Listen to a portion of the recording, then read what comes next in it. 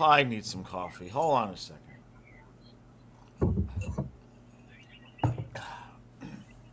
Good morning, Panther fans. Now, when the game goes 4 overtimes, I didn't get to bed till 3 because the time we were done with the stream and the recap, I was 3:04 is when I got into bed. You take you take solace and happiness in the little things. And so this morning, I will take my happiness in the fact that the last banner said Panthers 3, Leafs 2, and all I had to do was change the word Leafs to Canes. Because I can't see nothing this morning, man. If it looks like my eyes are not open, it's not because I'm tired. It's because watching the game and then the stream, my eyes are fried this morning. But how much for you, Stu, was that reminiscent of sitting on that couch in 1996? Well, I wasn't sitting on my couch in '96. I was Yeah. in the freaking press box Yeah. with Brian, and it was. And don't forget that was a 0-0 game, Yeah. and Beezer was like amazing, and wow, I mean it was just, yeah. Um, I'm tired now because I've been up all night.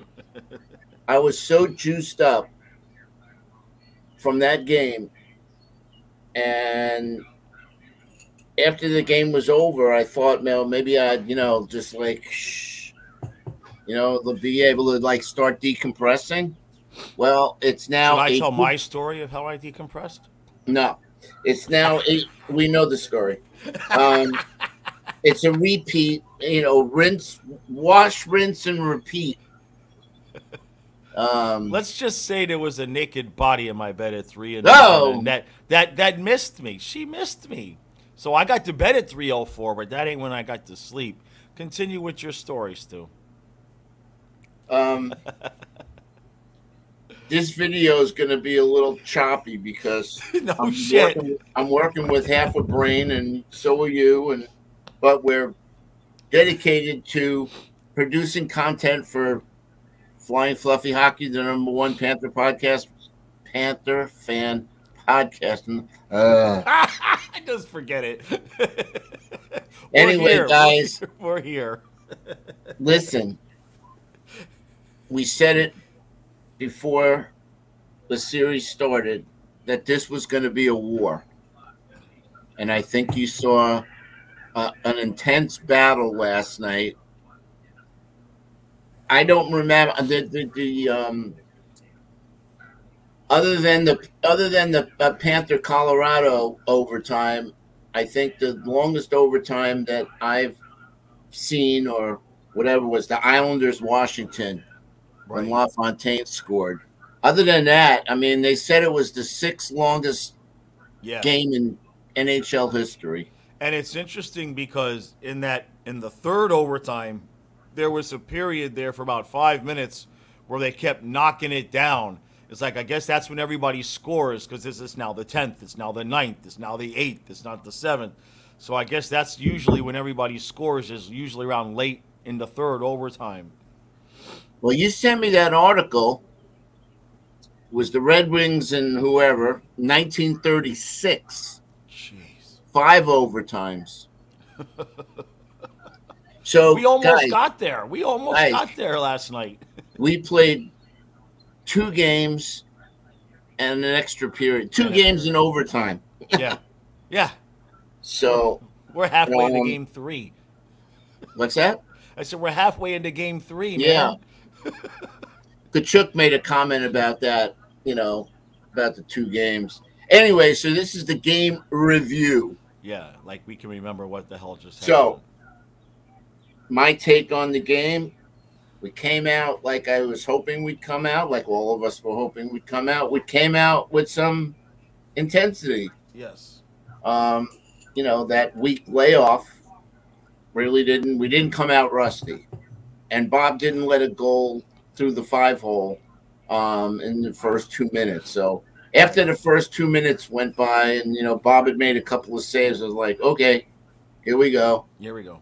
So yeah, I mean, do you feel like they were feeling each other out in the first? I feel like we had the better of play. Um, and then the refs decided to take the game into their own hands. Yeah, well,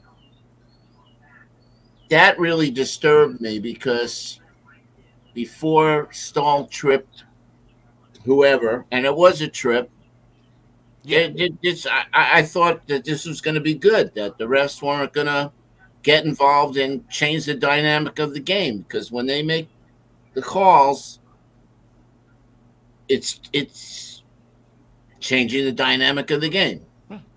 The fact that we have a really, really bad penalty kill on paper, Right. and Carolina's got a good power play, and that's like the number one thing we always say: stay out of the box. Right.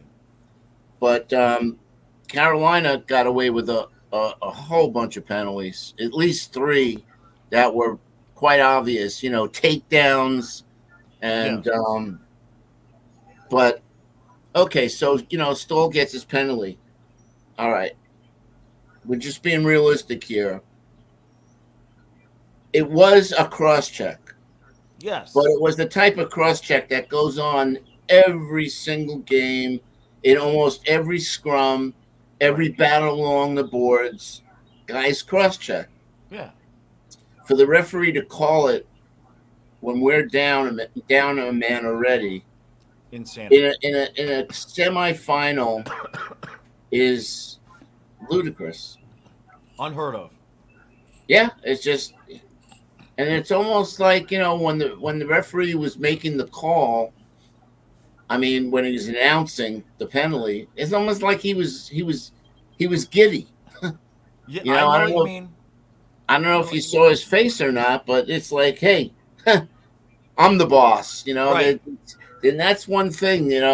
Referees have egos too. Yeah. How many times do you see these referees announce, that one referee gets off on doing 5 minutes for fighting, Yeah. right? That one Yeah. ref. Yeah. Take a fucking cream pie and shove it in his face. Anyway, it was Do you have a cream inevitable. pie? Because I could have some. You got a cream pie? Because I'm hungry. Karen made us brownies. We had brownies the second period last night. The second Yeah, period, not how the third or the wasted fourth or the fifth or the sixth or the seventh, but the second. how wasted were you from eating the brownies? No, they weren't that kind of brownies. Mm. I've. This is off topic, but from the start of this series until we get to the Cup Finals, I'm not allowed to have any. I'm not allowed to have any. I put that's my sacrifice.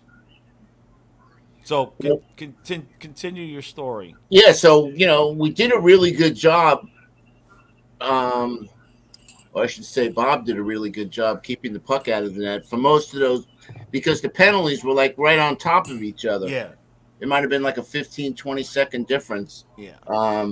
And what really sucks is that just as we're killing off that first one, Bob made it, he made the saves. Jarvis was right down the slot and, Right. Whacked it in. Yep. So now we're down. And then we tied it up Second on a period beautiful, Yep. beautiful pass from Duke to Barkey. Yes. Oh, what And a for shot too. not for once, because he's done it before. Let's just say The rare shot. Barkey's got a great shot. He's got that wrist shot, and that's why it drives us nuts that he doesn't shoot more, because he's pretty accurate with his shot. And I'm trying to think of the commentator. Oh, Hendrik Lundqvist, the king, said that the new top shelf is below the glove. Did you hear that line? No, because we got the stream Yeah. going. So that's what he said. He said that there's a trend in the league right now. Like instead of going that top corner, Right. that the players are shooting right underneath the glove. Interesting. Yeah. Interesting. All right. Because he said it's easier for the goalies to raise their glove hand as opposed to going down. All right. Yeah, no, I can see that. Verhage, the sniper, puts one in, and now we're up 2-1. Huh. Unbelievable. And they scored both goals in 2 minutes. Yeah. So, of course, the crowd is now out of it, and we take the 2-1 lead into the third. Oh, boy. So, what was the penalty in the third where they tied Bennett. Bennett. Yeah, Bennett. Yeah, but the difference is the first period we're aggressive, attack. We were banging bodies. Everything was according to game plan.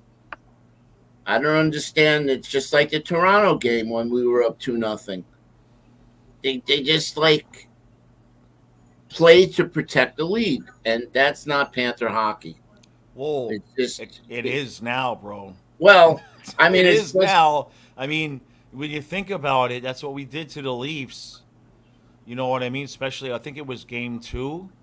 Yeah, game 2 was 3-2 midway through the second period, and we closed it out at 3-2. I mean, I understand what you're saying, but the more that I'm watching what they're doing, I think it's energy management. I think they're coming out. I think they're coming out hard. That's when they're. I mean, they can't bang bodies for 60 minutes in this time of the year. You know what I mean? So I think that once they get that lead, because they have the confidence, if they give up the lead, they come back and win anyway. And we've seen that over and over again. Well, I think Carolina had a shock to their system because the Islanders and the Devils, they don't bring it like we do. Right. And I think the Panthers were probably the most physical team this year as far as their quote-unquote playoff-style hockey. Right. And, again, props to Maurice. And he stuck to his formula, and he's like, we're not changing. Right. You guys are going to adapt to this new system, and it's going to pay dividends when we're actually in a game, in the semifinals, the conference finals. Unbelievable. So, all right. So Carolina ties it up.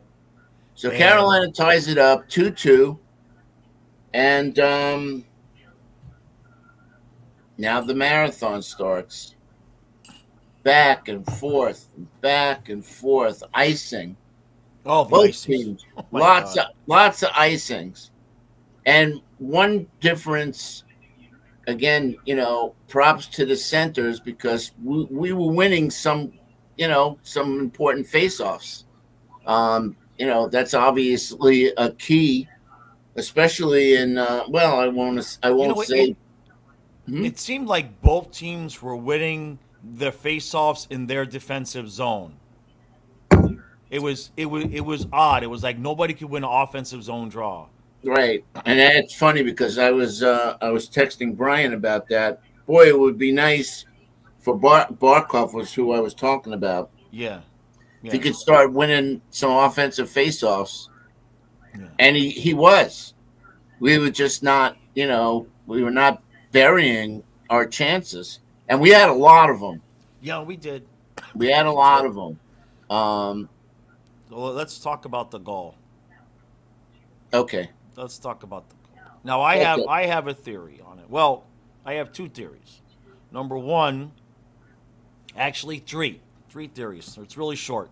Number one, in terms of goaltender interference, that is a insert expletive. I can't talk. You know what I'm saying. That is a MF goal. Now, I've been told by multiple people that had they called it a good goal, that Carolina could have just challenged because we were like 10 feet off sides. So, okay. Okay, fine. But what I will say is that even if you're in the camp that was a good goal all the way, we got even karma. Karma got us even because with about 3 or 4 minutes left in that period, I forget who it was, but dude was wide open in front of the net, a foot away from the net, and he hit the damn crossbar Yep. for the Canes. He was So shooting. He was shooting, like trying to lift it yeah, oh, he over. lifted it. Yeah. It just wouldn't go in, man. And I mean, I think that's to me sums up all of the overtimes. The puck just wouldn't go in the net. I mean, these goalies, and this is what I want to talk with you about. Do you think can you throw Bob and Anderson right back out there tomorrow? I mean, they played 2.5 games basically. I know, dude. Yeah, we were talking. Were we talking about that? But the goalies, how are they doing this? They don't Right. get any. They don't get any. They don't even get to sit down. Right. You know. So, I mean, you got to give Bob. Really, you got to give Bob the #1 star. That breakaway, Aho breakaway. There was another. Yeah. There was another real solid chance that he stopped. Yeah. He stopped a couple. You know, 3 really solid. You should score on this. Yeah. And he, you know, Yeah. not tonight, boys, not tonight. Not tonight. And Not Anderson, tonight. same thing. Anderson. Yeah. So I give the goalies the #1 stars, both of them, Yeah. because you know that game was 6 hours, dude. I know. Game started at 8 and ended at 2. I know. So And so you could see it. I mean, each period the Panthers would come out and we'd have about 5 to 7 minutes worth of energy. And then when we didn't score, you could kind of see them go, shit, all right, start playing defense again. Start, you know, we stopped trying to go with our opportunities and we were just, you know. And then Kachuk. And look, people wait, were given, before you get there. Yeah, okay. We're not there yet. Okay, we're not there yet. There was another war going on. I'm not going to say behind the scenes, but the coaching, the line matchups. Yeah. That was really important. And, you know, obviously I watched the pregame show. So you had Gretzky, Paul Bissonnette,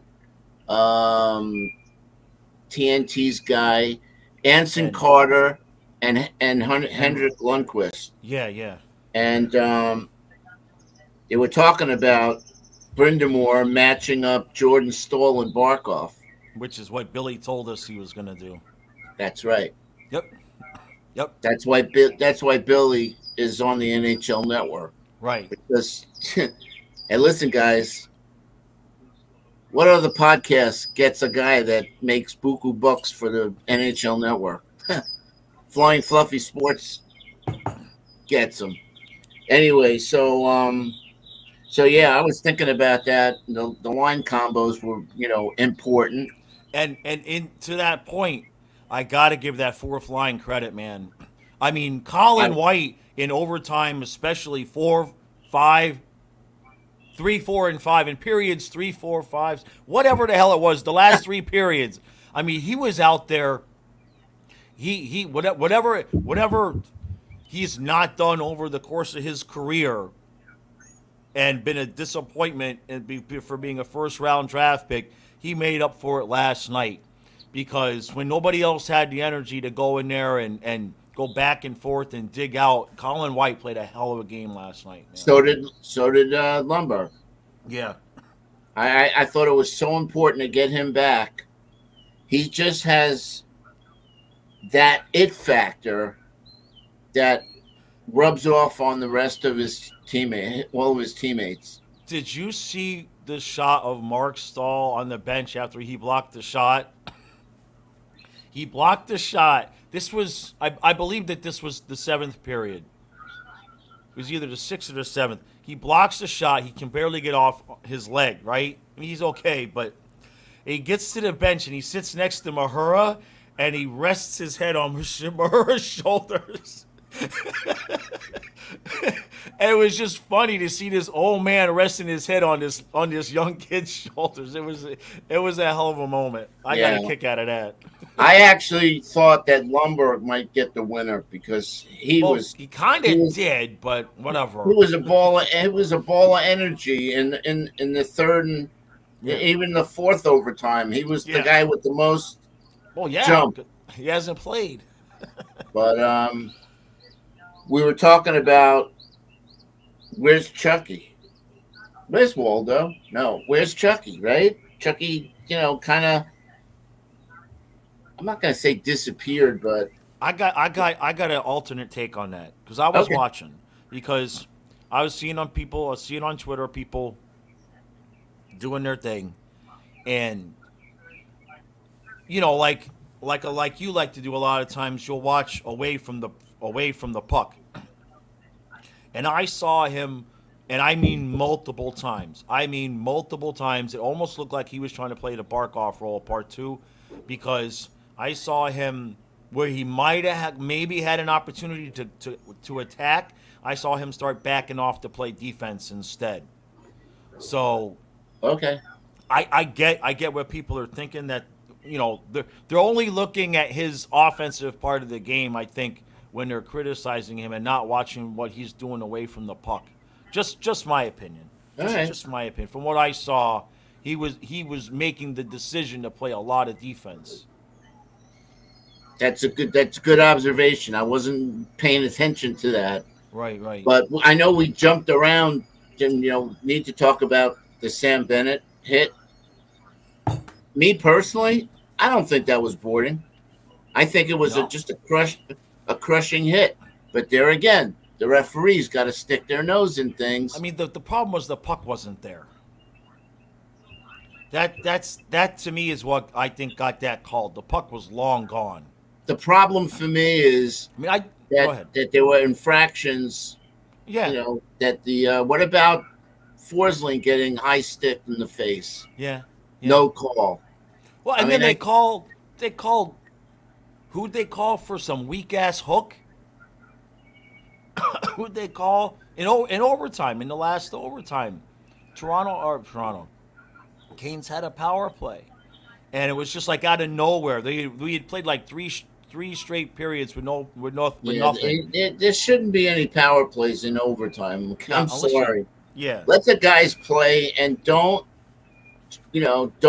stick don't change the dynamic of the game. Right. They did that in Toronto.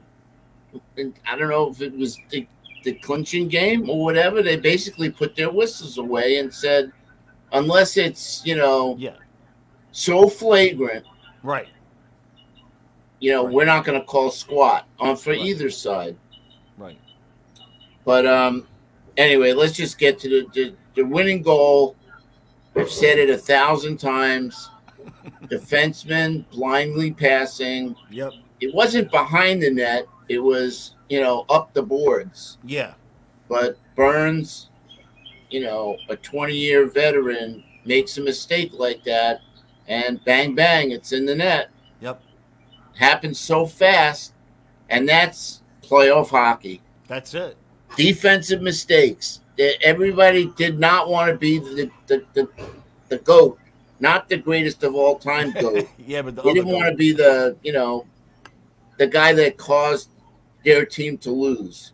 And unfortunately, Brett Burns committed a major sin there. Don't blindly pass it, and because it. Yeah. I gotta say, when I saw the replay, I felt bad for Freddie, man, because the puck goes in and he don't move. He was expressionless. He's just standing there straight ahead, just staring into space. Who's that? Anderson? Yeah. Yeah, he was stunned. He was stunned. It was 12 seconds left. It was a great shot. Yeah, exactly. Right. I didn't realize that until I watched the replay and I forgot that the period was running out. What's funny? It's like when the Miracle on Ice, Mark, whatever his name was, Johnson, when he scored that goal when the Russians kind of let up a little bit. Yeah, and we were, we're on the stream, and right before that goal, what I was literally in the middle of saying, or I had just said, because Kachuk didn't go after the puck in the corner, and Kyle was like, go get it, go get it. And like, dude, this is the 7th period. We don't have any energy left to do anything. 2 seconds later, the puck was in the back of the net. Yeah, that was hysterical. I don't know if you caught this or not, but Chucky puts it in. He does his little silly thing like he always does. And then he runs. And then he skated off the ice. And then the cameras were following him. Yeah. And I guess he realized what he did. He went back out. He went back out. I don't think he knew what to do. The thing that sucks is that, that Goldie and Randy are not calling the game. I know. I would have loved to have heard Goldie call that goal. I know. So we took game 1, man. I know. And that's important game 1. And we took it in such a demoralizing way. That was because the TNT commentators were saying whoever loses this game after working so hard, so long and so hard is going to be really crushed. That's tough. No, I totally agree. And that as that went on, that became my, we were all concerned. It's like, if you lose this one on the road after 6, 7 periods, good luck getting up for game 2, man. You know what I mean? Just And so I want to talk about that now. How do you think this, in your opinion, because I'm sure we all have different theories because nobody really knows, but how do you think this affects the rest of the series? I have my opinion, but a theory, but I want to hear yours first. For the Panthers or for Carolina? Just either and both. Well, for the Panthers, I don't think they've ever had a problem with their confidence in their ability to come back. They're 5 in a row now on the road. Wow.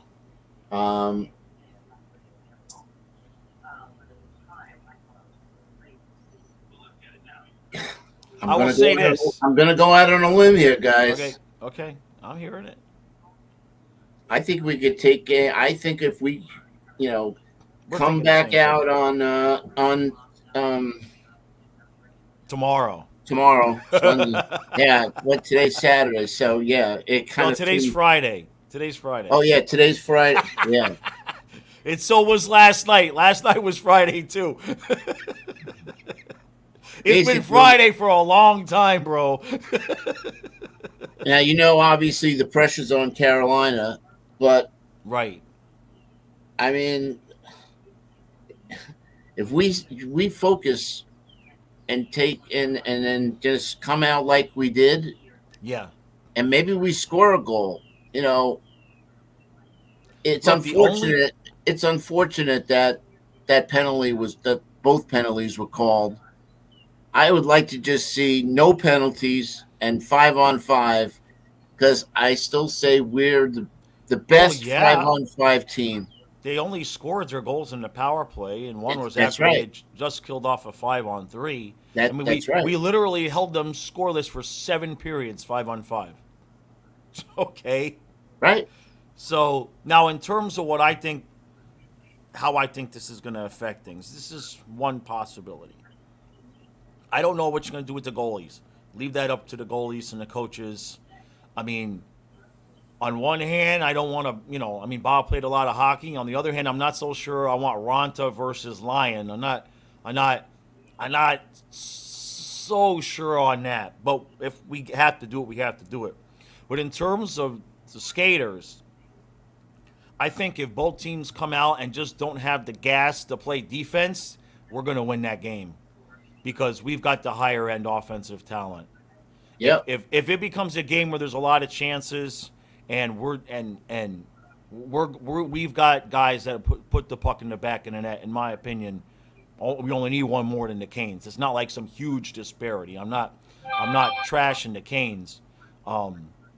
But like you said, I think you saw it last night, 5-on-5. I mean, it's not by much, but we look better, you know, and they're going to be under a tremendous amount of pressure, man, because there ain't At home, nobody, that thought Carolina would have a chance to lose both at home. Now, I will yep. say this: I said Panthers in 7.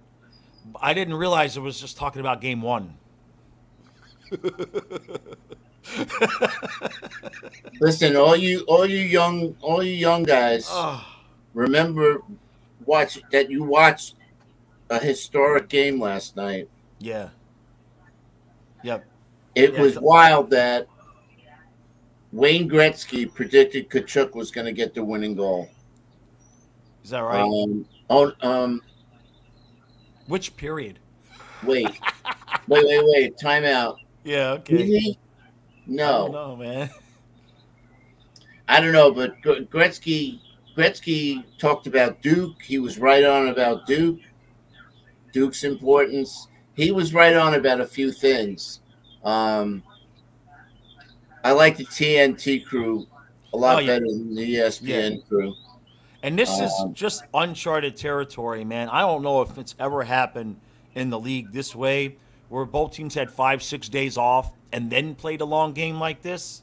yeah, It's, that's I don't know if that's ever happened before, because that's partially why they had the gas to go that long. And the good thing, I will say this: I'm happy that was game 1 and not game 2, because if that was game 2, we got to travel today. yeah. So at least today they Well, can just I found it interesting that only one of the 5 guys predicted the Carolina, winning in overtime. right, All right. the rest predicted that we were going to win. And both teams had been undefeated in overtime. That's not anymore. Not anymore. Well, yeah.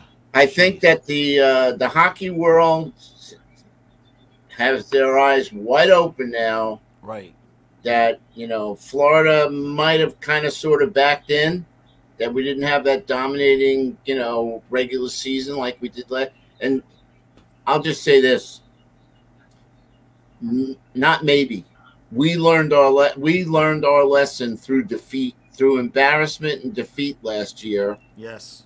Um, and then we bring in a guy that changes the whole.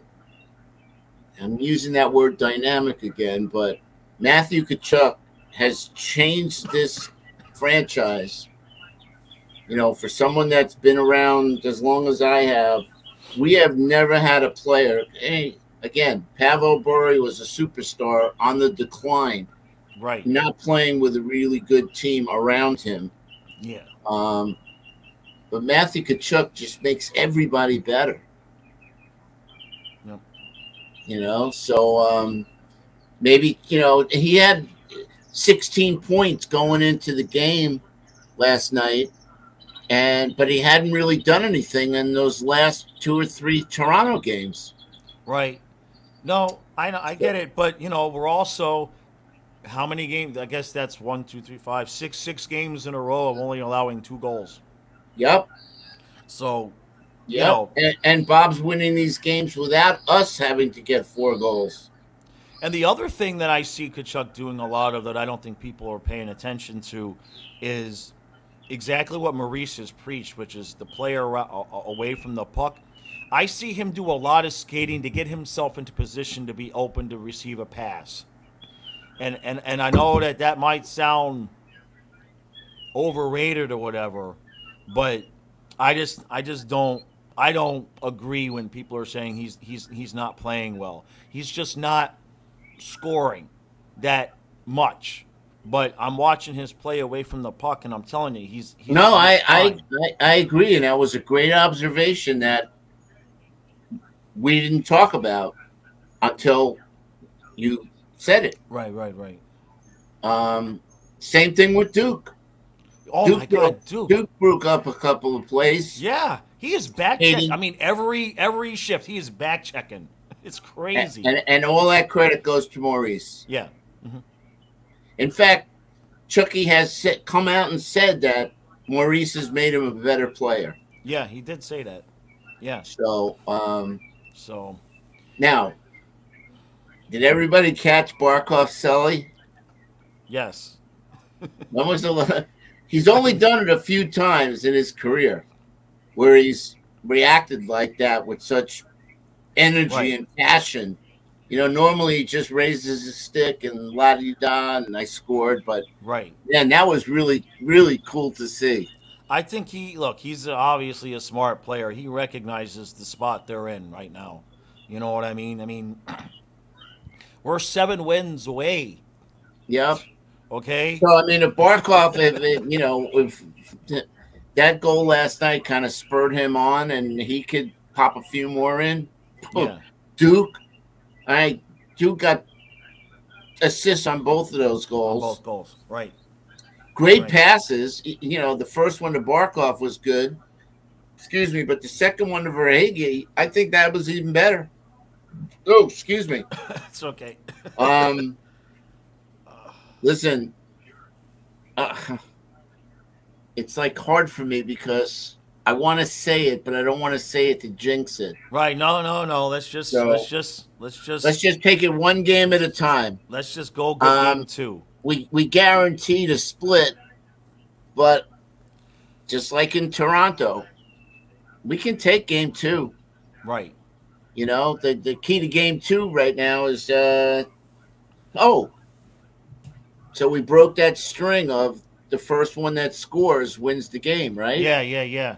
Well, again, Yeah. both teams had been undefeated. I mean, this series, all of that's gonna, that's all going bye-bye at this point because everything's gonna get, thrown into the blender. But You know, we come out on Saturday and get a goal or two in the beginning of the game. yeah, Carolina's going to feel it. They're going to feel the heat big time. right. And I do think that Bob and Anderson, they'll find a way to get back in it. Yeah, I mean, Bob needs to sit in an ice bath. yeah. There's no doubt. I mean, some of those pucks he was saving last night, when it would get into his belly, he was just doubling over. Not so much in pain, but just Fatigue. Fatigue, man. He's so humble. I'm watching his post game interview, and it's like God's blessed him to be in this position that he's in, and they listen. Billy said it at the beginning of the year. That video that we made, where we were reminiscing about '96 and the Right. secret of success in the '96 team was that the players were playing for the guy next to you. Right. And I really think that, like with any great team, how many times have you seen a player win the Super Bowl and I love these guys, man, Right. and my brothers. Right. I really do think that this chemistry, and there's 2 players that are no longer with this team, What? and Ooh, what? there was a new element that was thrown into the formula. Has anybody done a wellness check on Huberto? Yeah, That well, poor kid. I'm not. That's not me. I genuinely, on a human level, feel for the kid because, I mean, he's human. He's got to be watching this, going, "Are you effing kidding me? Really? Yep. Really?"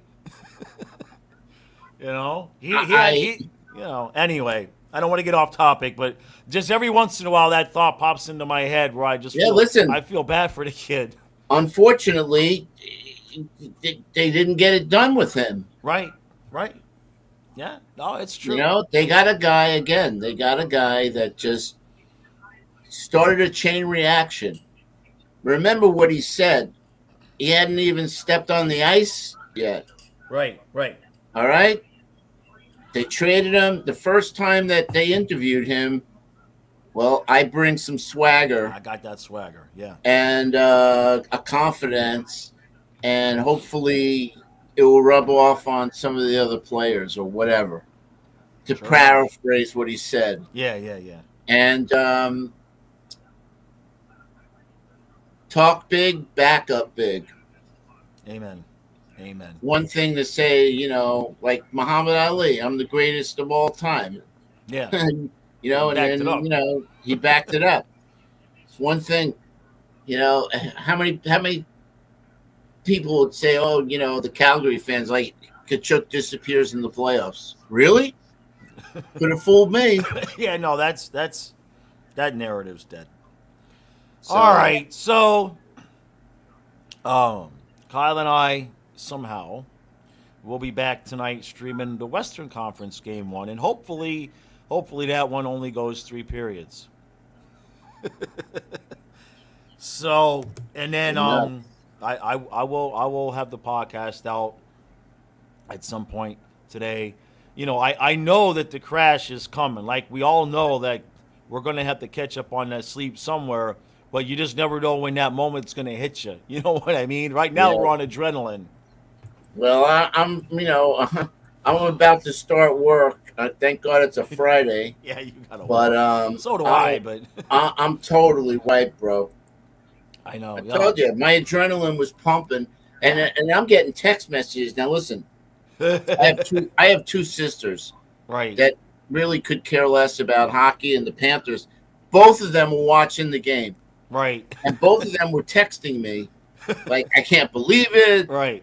This is unbelievable." Blah blah blah blah blah blah blah. That was really cool. And Yeah.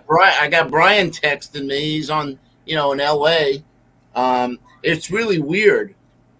Brian's feed was like a few seconds ahead of ours. I see. Don't know how, but